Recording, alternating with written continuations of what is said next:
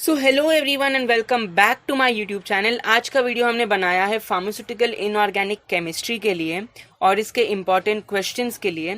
So please इस video को starting से लेके एंड तक अच्छे से देखिएगा।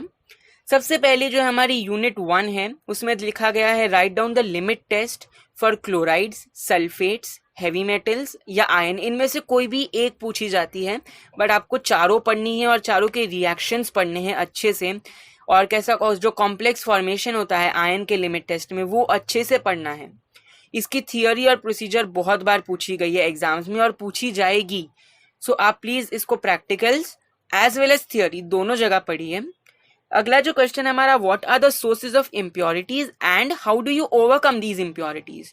तो जब हम फॉर्मुलेशन करते हैं तो बहुत सारे सोर्सेज ऑफ इम्प्योरिटीज होते हैं, जैसे कि एटमॉस्फेयर जो है, आसपास का एनवायरनमेंट नहीं होगा, या तो अगर हमने एक जो मॉर्टार है उसमें पहले कुछ ऑलरेडी प्रिपेयर किया है, अगर हम उसमें उसके ट्रेसेस रह जाते हैं उस मॉर्टार में और अगर हम कुछ और उसमें फॉर्मुलेशन बना रहे हैं तो वो ट्रेसेस उस दूसरे फॉर्मुलेशन में भी इनकॉर्पोरेट हो जाएंगे। सो हम कैसे इस इम्प्योरिटीज या फिर ये जो डिफरेंट फॉरेन पार्टिकल्स हैं इन्हें कैसे हम एलिमिनेट करें, मिनिमाइज करें, ये आपके जो मेथड्स है आपको पढ़ना है।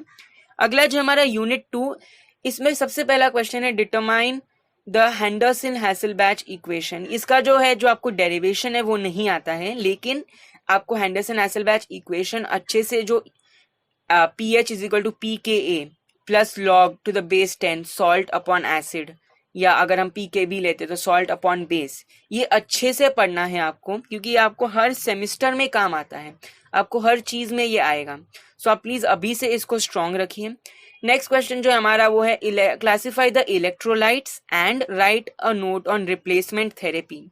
ये बहुत ही ज्यादा इंपॉर्टेंट क्वेश्चन है, रिप्लेसमेंट थेरेपी जो इलेक्ट्रोलाइट से पूछा जाता है। और इलेक्ट्रोलाइट्स के मेनली दो क्लासिफिकेशन होते हैं, इंट्रासेल्यूलर और एक्स्ट्रा सेल्यूलर। और इसमें कौन से कैट आयंस हैं, कौन से एन आयंस हैं, सोडियम जो कैट आयन है, क्लोरीन जो एन आयन है, पोटेशियम अगेन जो कैट आयन है, आपको इसके एग्जाम्पल्स पढ़ लेने हैं।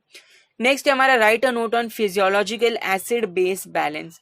ये भी इंपॉर्टेंट क्वेश्चन है, ये आपको काफी बार पूछा जाता है, लेकिन अगर आप देखें तो हेंडरसन-हैसेलबैच इज मोर इम्पॉर्टेंट उस चैप्टर से। सो आप इस पर इक्वली इंपॉर्टेंस ना दें।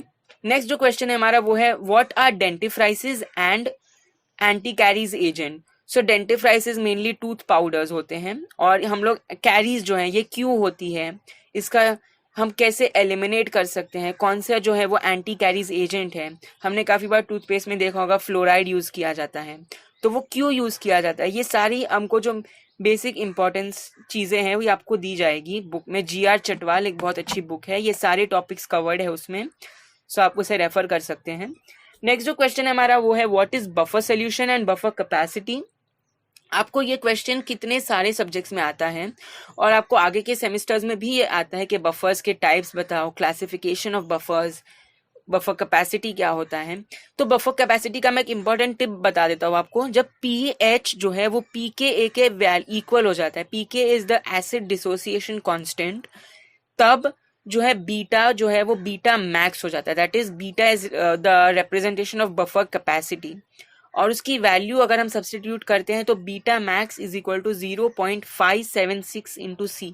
आपको ये इक्वेशन अच्छे से, बहुत ही अच्छे से याद करना है, बिकॉज ये ऑलमोस्ट हर सेमिस्टर में आपको कहीं ना कहीं तो पूछा ही जाता है। नेक्स्ट जो है वो है हमारी यूनिट 3, उसमें है write a note on antacids and cathartics. So cathartics, purgatives, laxatives, ये टर्म्स काफी सिमिलर हैं, मगर इसके मीनिंग्स थोड़े थोड़े अलग हैं कि कौन सा वाला ज्यादा स्ट्रांग है, कौन सा वाला थोड़ा कम स्ट्रांग है। आपको ये काफी बार पूछा जाता है। और एंटासिड्स का base, ideal properties of an antacids, कि वो कैसे बॉडी में काम करता है, वो कैसे pH को बैलेंस करता है ताकि एसिड एनवायरनमेंट ना हो हमारे बाउल मूवमेंट में। नेक्स्ट जो है हमारा वो है write down the methods and preparation and properties of kaolin. Kaolin में मेनली आपको लाइट केओलिन पूछा जाता है।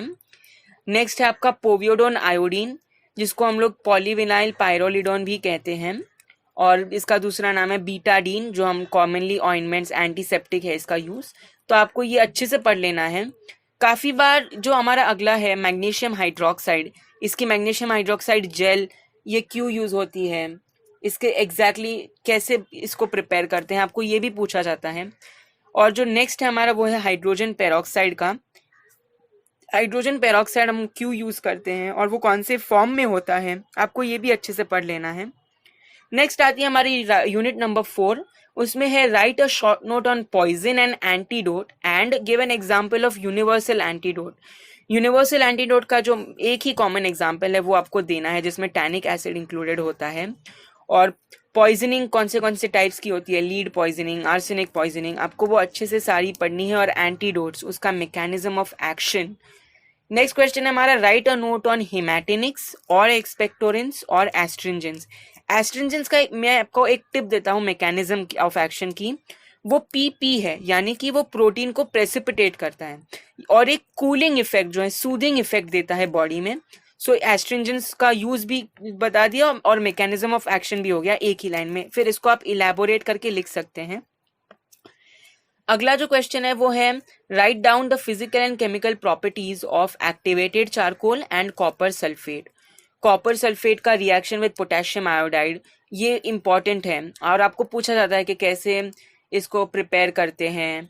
एक्टिवेटेड चारकोल का यूज पूछा जाता है, कैसे एक्टिवेटेड चारकोल बनता है, difference between charcoal and activated charcoal. So ये भी काफी इंपॉर्टेंट है। अगली जो हमारी है वो है unit 5, explain the working principle of the GM counter, that is a Gregor molar counter.